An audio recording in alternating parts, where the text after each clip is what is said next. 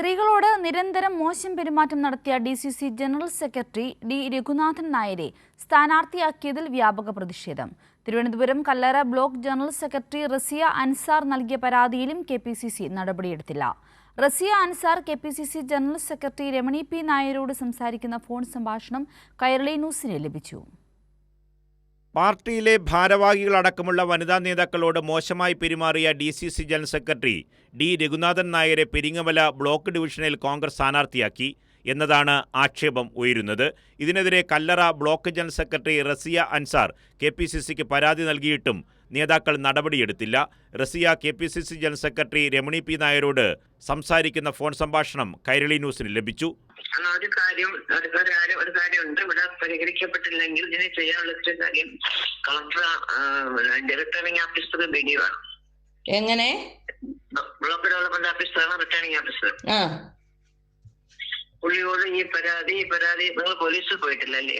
ഞാൻ പോലീസിൽ പരാതി എടുത്തില്ല. ഞാൻ പാർട്ടി കമ്മിറ്റികളിലെല്ലാം തന്നപ്പോ ചേച്ചി ഉൾപ്പെടെ ഉള്ളവർ എന്താണ് പറഞ്ഞത്, നമ്മൾ ചർച്ച ചെയ്യും, നമ്മൾ പരിഹരിക്കും എന്ന് പറഞ്ഞു.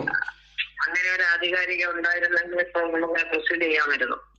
അപ്പൊ ഇതെല്ലാം എല്ലാവരുടെ പൂഴ്ത്തി വെച്ച് സൗകര്യങ്ങളെല്ലാം ഇങ്ങനെയുള്ള ആഭാസന്മാരായ നേതാക്കന്മാർക്ക് ഉണ്ടാക്കി കൊടുത്തിട്ട് നമ്മളെ പോലുള്ള പാവങ്ങൾ പാർട്ടി സ്ഥാനങ്ങൾ രാജിവെച്ച് വീട്ടിലിരുന്നോട്ടെ എന്നല്ലേ? എന്താ മാം? പോലീസ് സ്റ്റേഷനിൽ ഡി രഘുനാഥൻ നായർ എനിക്കെതിരെ എന്തോ പരാതി എടുത്തേക്കണമെന്ന് പറഞ്ഞിട്ട് ഇന്ന് 12 മണിക്ക് ചെല്ലാൻ പറഞ്ഞു. ഞാൻ ചെല്ലാന്ന് പറഞ്ഞിട്ടുണ്ട്. എന്താണ് പരാതി എന്ന് എനിക്കറിയില്ല. അങ്ങനെയാണെങ്കിൽ നിങ്ങളൊരു പരാതി കൂടി പ്രൊസീഡ് ചെയ്യണം. അതിനിപ്പോ ഞാൻ ചെയ്തോളാം ചേച്ചി. ഇനി ആരെയും നിയമോപദേശമൊന്നും എനിക്ക് വേണ്ട ചേച്ചി. കാരണം ഇതുവരെയും നമ്മൾ പരിഹരിക്കാം എന്ന് പറഞ്ഞിട്ട് ഇനി നിങ്ങൾ പോലീസ് സ്റ്റേഷനിൽ ഒരു പരാതി അത് ഇനി എങ്ങനെ പോകണമെന്ന് എനിക്ക് അറിയാം ചേച്ചി. പ്രതിപക്ഷ നേതാവിനും KPCC അധ്യക്ഷനും റസിയ പരാതി നൽകി. എന്നിട്ടും രഘുനാഥൻ നായർക്കെതിരെ നടപടി എടുത്തിട്ടില്ല. അവസാനം രമണി പി നായർ അടക്കമുള്ള വനിതാ നേതാക്കളും റസിയയെ കൈയൊഴിഞ്ഞു. സംഭവത്തിൽ പ്രതിഷേധിച്ച് കല്ലറ ബ്ലോക്ക് ഡിവിഷനിലെ ഭാരവാഹികൾ രാജിക്ക് ഒരുങ്ങുകയാണ്.